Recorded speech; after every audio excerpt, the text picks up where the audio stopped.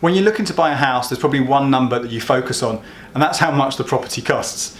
Now, the average price in the UK is around £220,000, but it's unlikely you'll be a cash buyer. So you also need to kind of consider what kind of deposit you can build up. Now, to get a 5 to 10% deposit on that kind of property, you're looking at £11,000 to £22,000. But that's not all of it. There's also fees, and the biggest one that you're possibly going to get charged is stamp duty.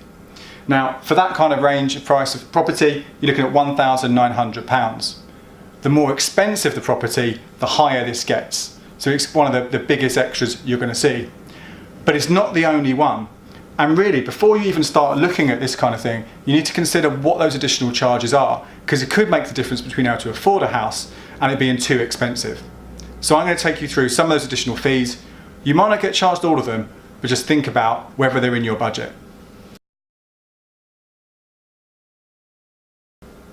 So let's pretend this is the same as an average £220,000 house. I'm going to take you through some of the different fees that you could pay when you buy a home. First one is mortgage fee. Now, you might see this under arrangement fee or booking fee. There's lots of different names, and the range varies hugely. So it could be as low as £99.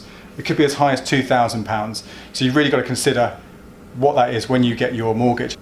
Search mortgage fees on the Money Advice Service website for more details on how this will break down.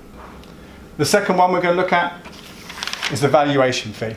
Now, this is your lender, the mortgage lender, having a look to check that they think it's worth lending you that money, that the property really is worth that price. And again, a huge range, and this can obviously vary on the size of the property and the value of the property, but let's say between £150 to £1,500.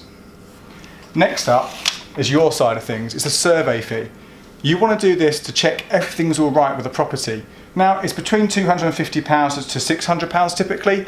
The more you spend will usually mean you've got a more thorough survey. So you're more likely to see if there's anything not quite right with it. So it's a really important one to think about. Once you've got all these things together and the mortgage is going through, it's the legal fees. So with your solicitor or conveyancer, £850 to £1,500, and that's a lot of that kind of legal paperwork is to be covered there.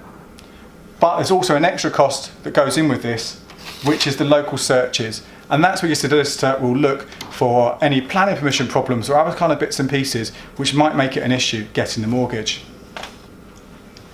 Then, when you buy the house, you've also got to transfer the money, and you get charged for that.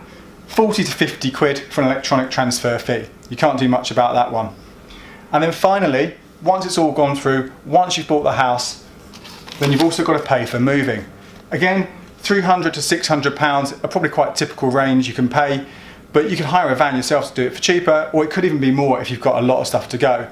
But add all this together, and there's a decent chunk of money on top of the deposit and top of the stamp duty. You know, easily you could be hitting between sort of 2 to 4 grand in extra costs. So when you buy, make sure you know the total cost before you go through with it.